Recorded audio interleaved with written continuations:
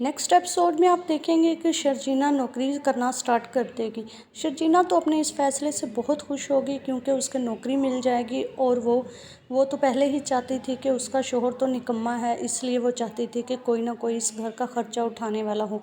तो वो खुद ही जॉब करेगी ताकि वो इस घर का ख़र्चा उठा सके और मुस्तफ़ा के वालिदैन की कुछ हेल्प कर सके। लेकिन ऐसा लगता है कि मुस्तफ़ा की जो वालदा है वो इससे ख़ास खुश नहीं होगी, क्योंकि वो नहीं चाहती कि घर की औरतें बाहर काम करें और मर्द ऐसे ही निकम्मे घर पड़े रहें। वो मुस्तफ़ा को समझाएगी कि तुम बेगैरत हो सकते हो, हम बेगैरत नहीं हो सकते, क्योंकि तुम अपनी बीवी की कमाई खा सकते हो, हम लोग अपनी बहू की कमाई से राशन नहीं घर डलवा सकते। और तुम्हें खुद ही, अगर तुम चाहते हो कि इस घर का ख़र्चा तुम उठाओ, तो तुम्हें खुद जॉब करनी पड़ेगी, खुद कमा के लाना पड़ेगा, ना कि तुम शर्जीना से काम करवाओ, क्योंकि वो तो पहले ही औरतों का काम करना बिल्कुल पसंद नहीं करती।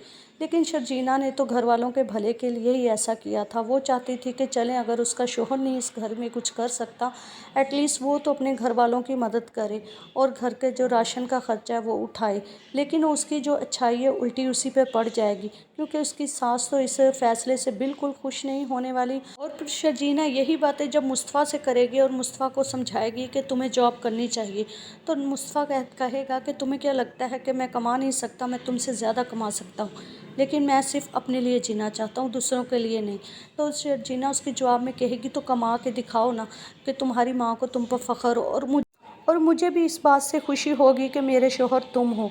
तो मुस्तफ़ा ये सुनकर चुप कर जाएगा। तो शर्जीना अदील को कहेगी कि अदील, तुम किसी की बात क्यों नहीं सुनते हो? अगर तुम काम नहीं करोगे तो कैसे घर चलेगा? तो वो अदील को समझाने की कोशिश करेगी, अदील को बहुत ज़्यादा समझाएगी कि उसे काम करना चाहिए। तो अदील को कहती है कि तुम एक कान से बात सुनते हो, दूसरी से निकाल देते हो। दूसरी तरफ आप देखेंगे कि अदील और रुबाब अपनी शादी से बहुत खुश हैं, दोनों एक दूसरे का बहुत ख्याल रख रहे हैं, क्योंकि अदील ने तो ये शादी सिर्फ पैसे, दौलत और स्टेटस के लिए की थी। रुबाब को ये सब नहीं मालूम। रुबाब समझती है कि अदील ने उससे मोहब्बत में ये शादी की है। ऐसा लगता है कि उनकी खुशी थोड़े दिन के बाद बरकरार नहीं रहेगी, और ऐसा लगता है कि जब रुबाब को पता चलेगा अदील ने इस तरह किया है तो वो अदील को छोड़ देगी। लेकिन फ़िलहाल तो वो अदील को एक अच्छा इंसान समझ रही है और अदील से मोहब्बत करती है, और दोनों की ज़िंदगी अभी अच्छी गुजर रही है। दूसरी तरफ रुबाब का वालिद जब अदील को देखेगा तो वो भांप लेगा कि उनको ऐसा लगेगा कि अदील एक अच्छा इंसान नहीं, और वो सिर्फ उसने उनकी बेटी से शादी दौलत के लिए की है, और यही बात वो अपनी बेटी से करेंगे।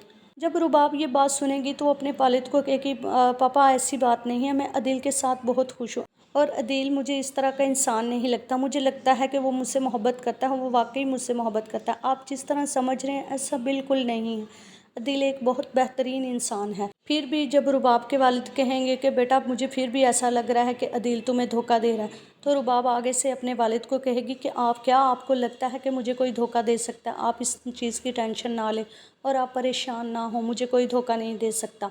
लेकिन ऐसा लगता है अदील और रुबाब की खुशियाँ बस थोड़े दिन की हैं।